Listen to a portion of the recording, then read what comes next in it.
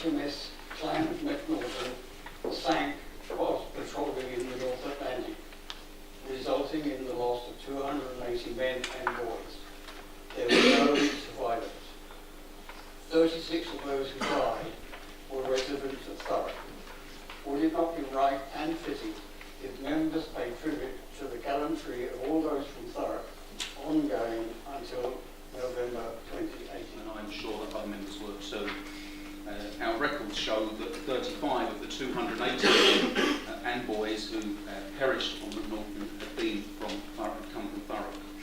The ship was converted into a warship with an emergency crew that included men from Thurrock with jobs including cook, butcher, trimmers, stokers, steward, storekeeper, greaser, painter, the donkey man and fireman.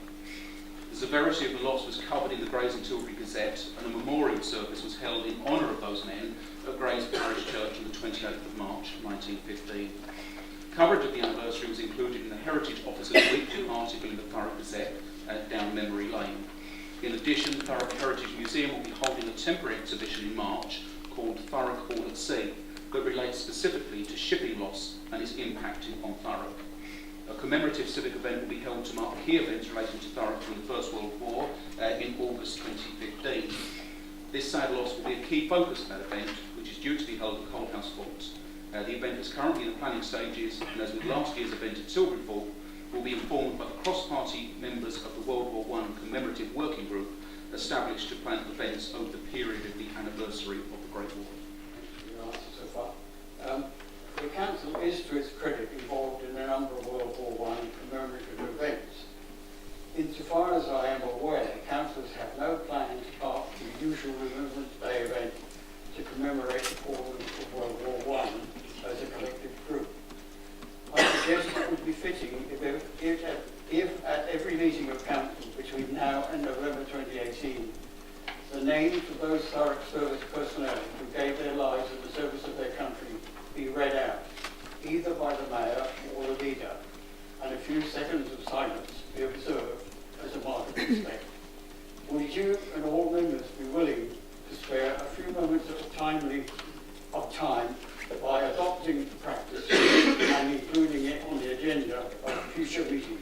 I think that is an idea that is well worth considering, and I'll discuss it with the Mayor and group leaders outside of this meeting, and I hope we will be able to take that forward. But I'm on record as having said before, but I think that at the end of 2018, when we come to the end of the anniversary, the centenary, that we should have a lasting memorial to the fallen from Thurrock of the First World War. We know that we lost somewhere between 800 and 900 men, rural men, during the Great War. I, as we all were really moved by seeing the poppies at the Tower of London.